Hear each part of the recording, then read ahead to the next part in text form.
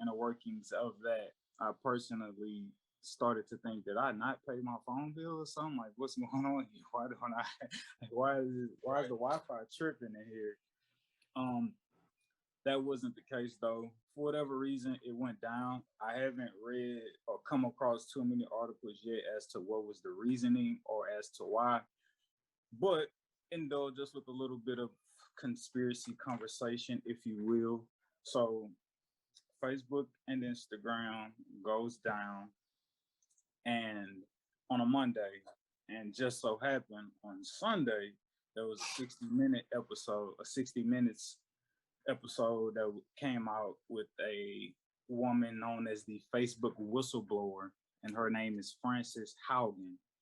Reason she is a considered to be a Facebook whistleblower. She was working inside of Facebook for quite some time, and she left left the company because she felt that they were intentionally controlling the algorithms, which I don't think it, which may not be breaking news to most, but intentionally controlling the algorithms across the nations of what we as Facebook social media users internalize.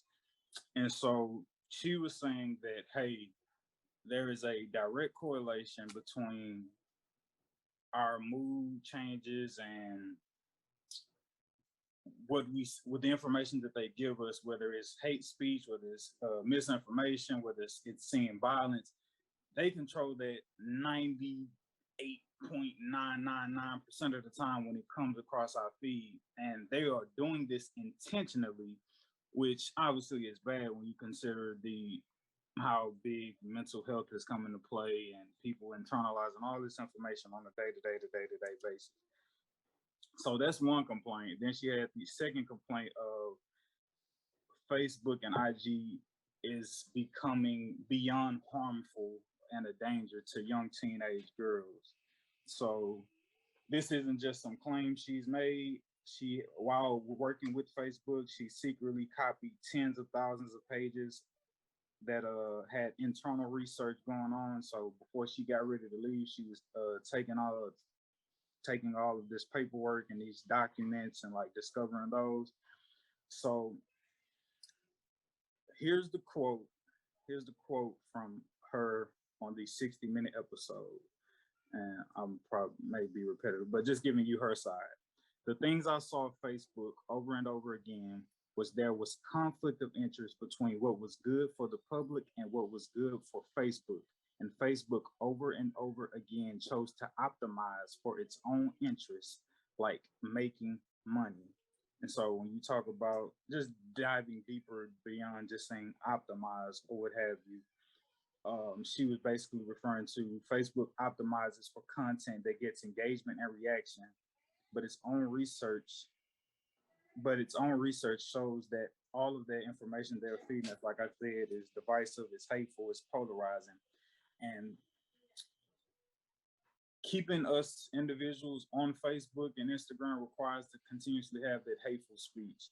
However, if you're giving us good stuff, good news, or whatever, we're not as more susceptible to stay on Facebook. We're gonna continue on with our business, da da da da.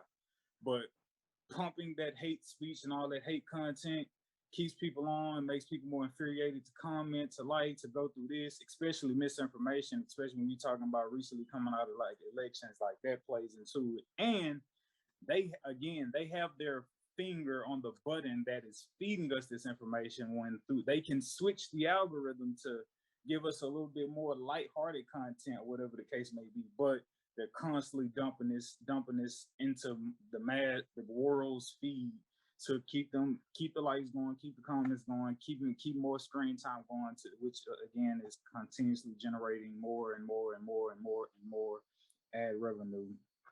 And so, if Facebook changes the algorithm to be safer for people, less harmful, less hate speech, and all that good stuff, less violence, people will spend less time on the apps and giving out the clicks and less and giving out the clicks and the ads and so on and so forth.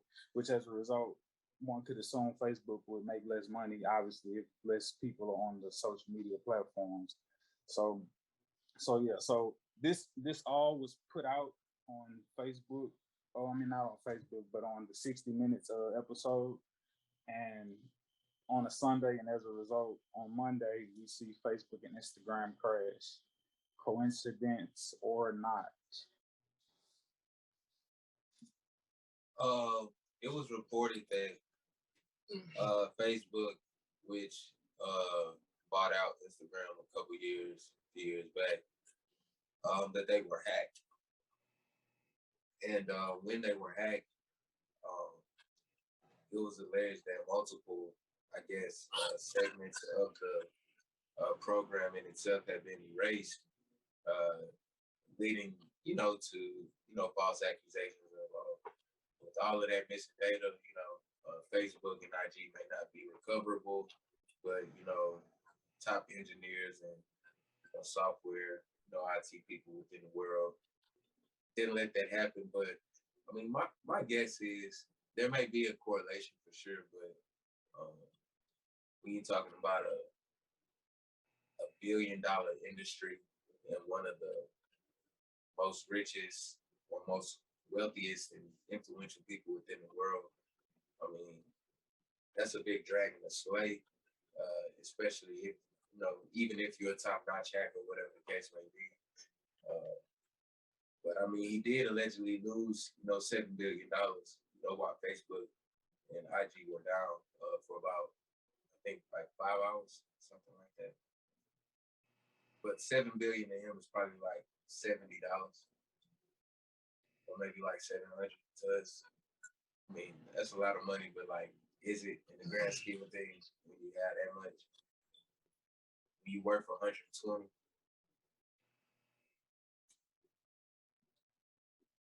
Now, for you to say that Well, he there's a lost seven, for you to say he lost 7 billion in 5 hours, I'm just like, damn. And they call that a bad. They may I have mean, been a here's lot the of thing days too, compared though. to what they used to. Yeah, I think too, though. Like, I think this is a little bit more the conspiracy side of news versus Facebook, because they both do the exact same thing.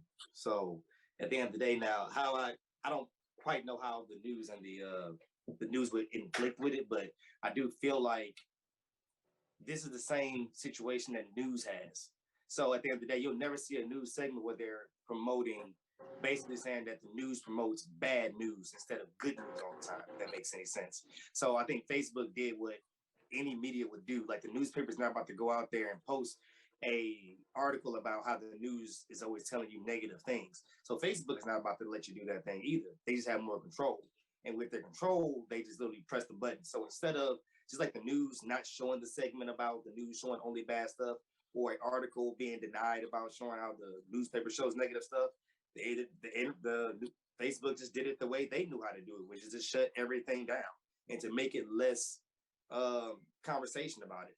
So at the end of the day, this has been going on for years. It's just that Facebook is the most, I guess you could say, the less sneaky out of all of them. I feel like any source of news media is going to show the negative more than the positive, because the negative has more things to talk about. That's any of them. They've always done it. They'll never try to show you the positive things. You know what I'm saying? You always see that one Facebook picture that says, I dare you to post, I dare you to share this post. I bet it won't get 1,000 likes because it's something good. And no matter how much that seemed like a clickbait / thirst trap, like, hey man, click on this and get my likes. It's the truth though. It's like, it's good news is not going to get that attention like bad news is, because bad news attracts comments. It attracts your opinion on how you like it. It attracts, what you're actually interested into as far as dramatic random things, because there's random things happen in this world all the time. And those things want attention and they got to figure out where it needs to go to. So at the end of the day, man, like this is nothing new. I feel like there's been plenty of situations where, like I said, the news could have got bashed about, bringing out negativity. Because that's why I don't watch the news, because I can watch a whole episode of the news and get one segment that was actually positive and made you feel good. And it's just what they know. They know, like, okay, this is way more interesting than something that's good. You're gonna talk about it and be more interested and be more emotional about something that's negative than something positive. And I mean, that's just the way media works. So Facebook, I believe they did. I believe they pressed that button, say, you know what? We're gonna press hold on that one time. We're gonna save our revenue. We're gonna take the small little pinch in the butt. but we're gonna keep it moving. Keep get our money. So yeah, ain't nobody about to stop this bag from coming in. It is crazy how Come on, Christian. it's crazy how once we don't have Facebook and Instagram, it's a thing. It's not like, you know what I'm saying? Yeah, I didn't have Facebook. You didn't have, you know what I'm saying? It's not like we move on. It's like it's a real issue, a real big thing for motherfuckers to not have access to their social media. That's just how disconnected the world has become away from the way it used to be. It's just like, hey, but you know what? Change is good. I won't lie, but maybe that was some time to like kind of reconnect with real life. You know what I mean? Like, you know, just looking at the glass half full type shit. You know, like you said, it's always feeding us all this negative energy. You know what I'm saying? Maybe we needed a motherfucking break. You know what I'm saying? To kind of redirect a little bit. And not to be the hero, but I didn't notice that either one was off yesterday because I was spending quality family time. Not to be the hero of the day, but yeah, this is the facts. I didn't know until today. How beautiful! Oh, how sweet! Oh, goody. But no, I was thinking that. I just found out that Facebook now, so I'll second. Well, yeah. So to wrap that up, I feel where you coming from, Darnell. I think because the masses has more so shifted to social media as opposed to your daily news. It's always been the case with the news. If it bleeds, it leads. With my broadcasting background and journalism, I've heard that numerous of times going to school in Syracuse as well as Wiley College, and even got into it with professors when we had to go cover news stories. Like, I'm like in class, like, yo, you don't think this shit depressing to have to do this day after day after day? But they just like, that's all I know. Like, what do you want? Yeah, let's stick to sports. Bye. But yeah, if it bleeds, it leads, man.